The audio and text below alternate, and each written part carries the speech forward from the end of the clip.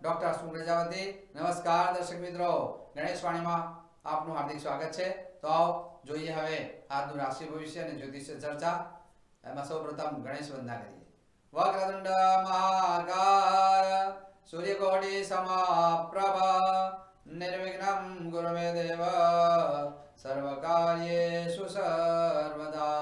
તો આજે શક સંવત 1945 હિન્દુ માસ કાર્તિક પ્રમાણે માર્ગશીર્ષ માસ આજની તિથિ છે સુધી બીજ અને નક્ષત્ર છે મૂળ। આજે જન્મેલા જાતકોનું શુભ નામ ચંદ્ર રાશિ ધન આવશે એટલે કે ભ ફ ધ ઢ રાશિ અક્ષરો પર નામ રાખી શકાય। તો આવો જોઈએ હવે આજનું રાશિ ભવિષ્યનું જ્યોતિષ। સૌપ્રથમ વાત કરીએ મેષ રાશિ। મેષ રાશિના જાતકો માટે આજના દિવસે આનંદ ઉત્સાહ રહે, ધારેલા કાર્યો પાર પડે, ભાગ્ય સાથ આપે, ધર્મ કાર્ય થાય, યાત્રા પ્રવાસનું આયોજન થાય, લાંબી મુસાફરીના યોગો બને। તો આજે તમારે શું કરવું શું ના કરવું, આજે તમારે ખાસ કરીને ઓમ નમો નારાયણાય આ મંત્રનો ભાવપૂર્વક 21 વાર જાપ કરવાથી દિવસ તમારો શુભ રહે। આવો વાત કરીએ હવે વૃષભ રાશિ। વૃષભ રાશિના જાતકો માટે આજના દિવસે જેમ જેમ દિવસ પસાર થાય તેમ તેમ જૂની ઉઘરાણી મળતી આવે, કોઈને કોઈ આકસ્મિક ગુડ લાભ મળે અને ગુડ જ્ઞાનમાં વૃદ્ધિ થાય। તો આજે તમારે શું કરવું શું ના કરવું, આજે તમારે ખાસ કરીને ઓમ ધૂમ દુર્ગાય નમઃ આ મંત્રનો ભાવપૂર્વક 21 વાર જાપ કરવાથી દિવસ તમારો શુભ રહે। વાત કરીએ હવે મિથુન રાશિ। મિથુન રાશિના જાતકો માટે આજના દિવસે ક્યાંક ને ક્યાંક આનંદ ઉત્સાહ રહે, આજના દિવસે આવકનું પ્રમાણ વધે, ખાસ કરીને વૈવાહિક વાતચીત હોય તો આગળ વધે અને જાહેર જીવનમાં કોઈ માન સન્માનના યોગ બને। તો આજે તમારે શું કરવું શું ના કરવું, આજે તમારે ખાસ કરીને ઓમ નમો ભગવતે વાસુદેવાય આ મંત્રનો ભાવપૂર્વક 21 વાર જાપ કરવાથી દિવસ તમારો શુભ રહે। વાત કરીએ હવે કર્ક રાશિ। કર્ક રાશિના જાતકો માટે આજના દિવસે જેમ જેમ દિવસ પસાર થાય તેમ તેમ ખાસ કરીને કોઈને કોઈ શત્રુ હેરાન પરેશાન કરતા હોય પણ છતાંય વિજય તમારો થાય અને ગેસ એસિડિટી જેવી સમસ્યાથી સાચવવું પડે, કાર્ય સિદ્ધિ નજીક આવતી લાગે। તો આજે તમારે શું કરવું શું ના કરવું, આજે તમારે ખાસ કરીને ઓમ રીમ નમઃ શિવાય આ મંત્રનો ભાવપૂર્વક 21 વાર જાપ કરવાથી દિવસ તમારો શુભ રહે।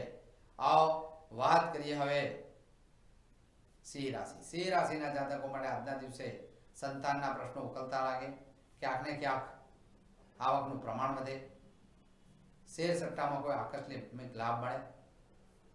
તો આજે તમારે શું કરવું શું ના કરવું, આજે તમારે ખાસ કરીને ઓમ રીમ કુલદેવ્યાય નમઃ આ મંત્રનો ભાવપૂર્વક 21 વાર જાપ કરવાથી દિવસ તમારો શુભ રહે।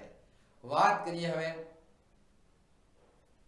કન્યા રાશિ। કન્યા રાશિના જાતકો માટે આજના દિવસે ક્યાંક ને ક્યાંક બેચેની, ઉચાટ, દ્વિધાભરી સ્થિતિ રહે।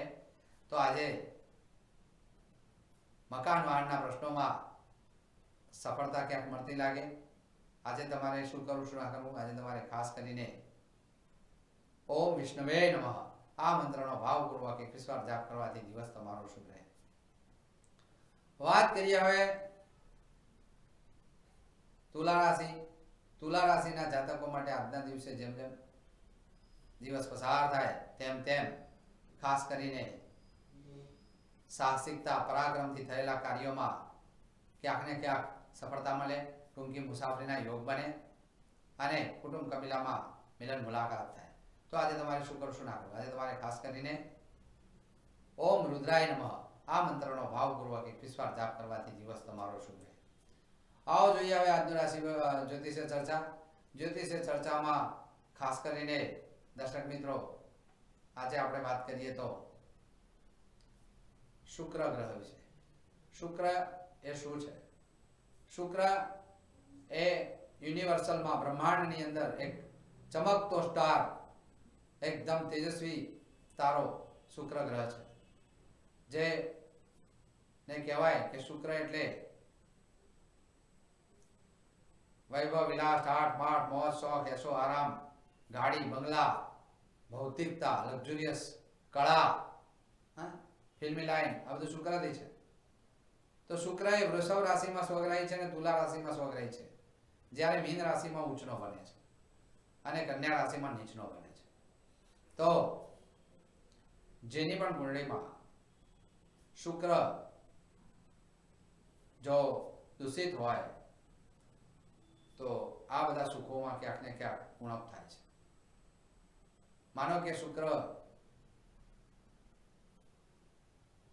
મહા રાજયોગ બનાવતો હોય, માલવ્ય મહાપુરુષ નામનો રાજયોગ કરતો હોય, તો એ શુક્ર તમને ઘણું બધું આપી જાય છે. હાલની પરિસ્થિતિમાં જોવા જઈએ તો ગોચરમાં અત્યારે હાલ તુલાનો શુક્ર ચાલે છે.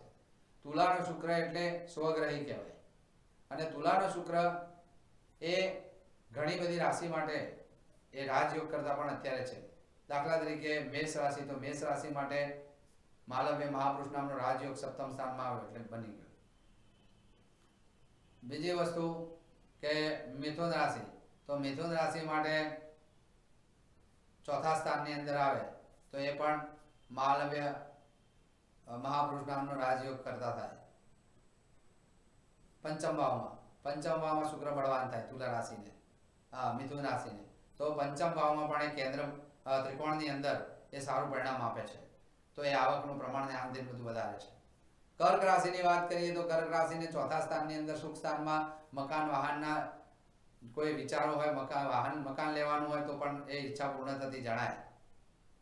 અને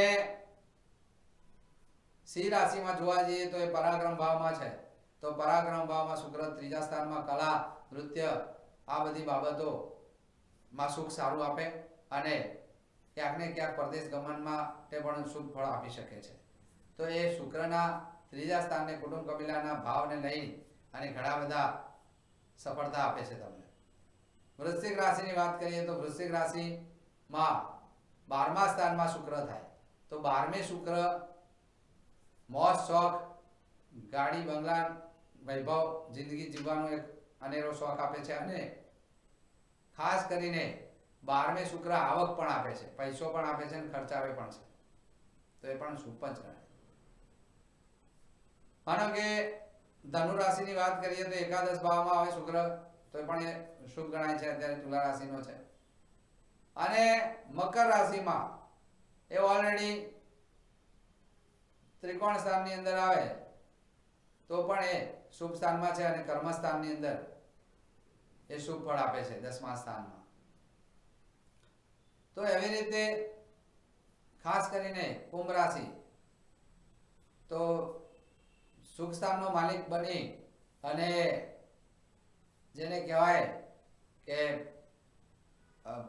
ભાગ્ય સ્થાનમાં ભાગ્યને વૃદ્ધિ કરનાર ગણાય.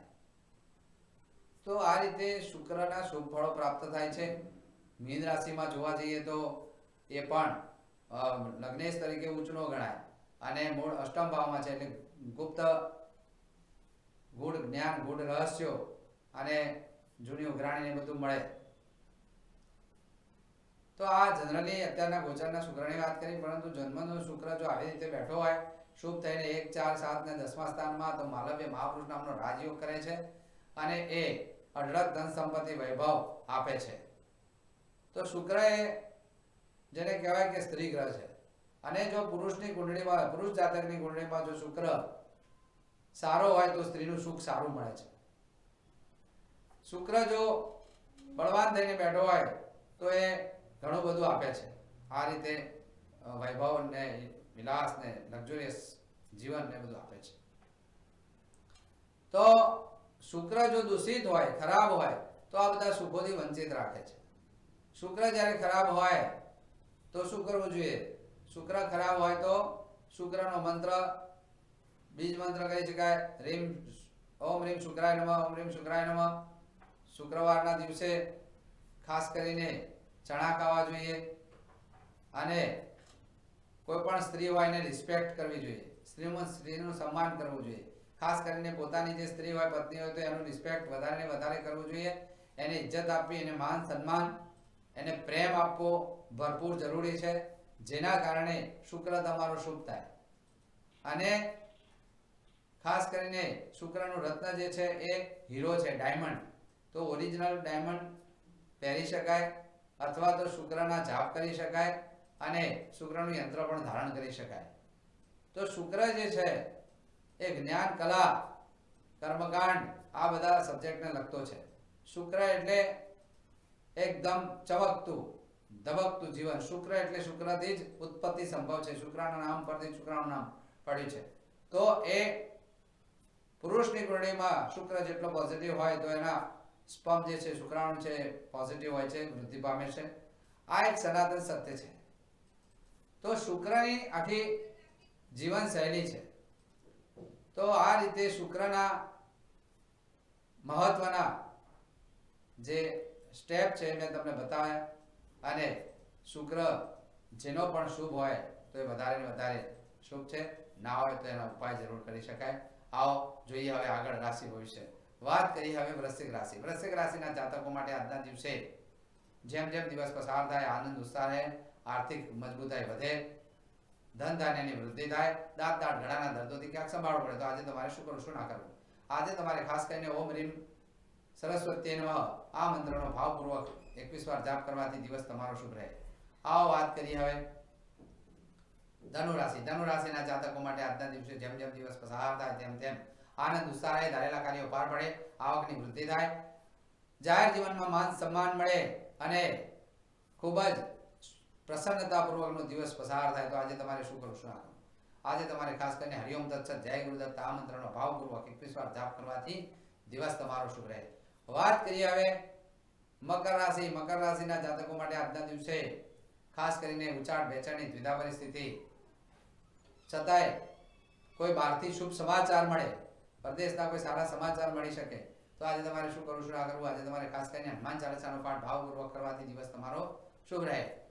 વાત કરીએ કુંભ રાશિ. કુંભ રાશિના જાતકો માટે આજના દિવસે આનંદ ઉત્સાહ રહે, આકસ્મિક ધન લાભ મળે અને ખાસ કરીને વેપારી વર્ગમાં આકસ્મિક ફાયદો થાય. તો આજે તમારે શું કરવું શું ના કરવું. આજે તમારે ખાસ કરીને ઓમ રોમ જુમ સા આ મંત્રનો ભાવપૂર્વક 21 વાર જાપ કરવાથી દિવસ તમારો શુભ રહે. વાત કરીએ હવે મીન રાશિ. મીન રાશિના જાતકો માટે આજના દિવસે ક્યાંક ને ક્યાંક પ્રસન્નતા વધતી જાય, આનંદ ઉત્સાહ વધે અને ખાસ કરીને આવકનું પ્રમાણ વધતું જાય, ધન ધાન્યની વૃદ્ધિ થાય, ગુણ જ્ઞાનમાં વૃદ્ધિ થાય, સફળતા મળતી જાય. તો આજે તમારે શું કરવું શું ના કરવું. આજે તમારે ખાસ કરીને ઓમ એમ ક્લીમ નમઃ આ મંત્રનો ભાવપૂર્વક 21 વાર જાપ કરવાથી દિવસ તમારો શુભ રહે. વાત કરીએ વિજય મુહૂર્ત. વિજય મુહૂર્તમાં 12:21 થી બપોરના 12:45 સુધી વિજય મુહૂર્ત રહે. વિજય મુહૂર્તમાં શુભ કાર્યો કરવા, શુભ મુહૂર્ત કરવા ઉત્તમ રહે. દરેકે દરેકનો દિવસ શુભ રહે એવી શુભકામના સાથે હું જ્યોતિષાચાર્ય લાઈવ 24 માંથી રજા લઉં છું. નમસ્કાર દર્શક મિત્રો.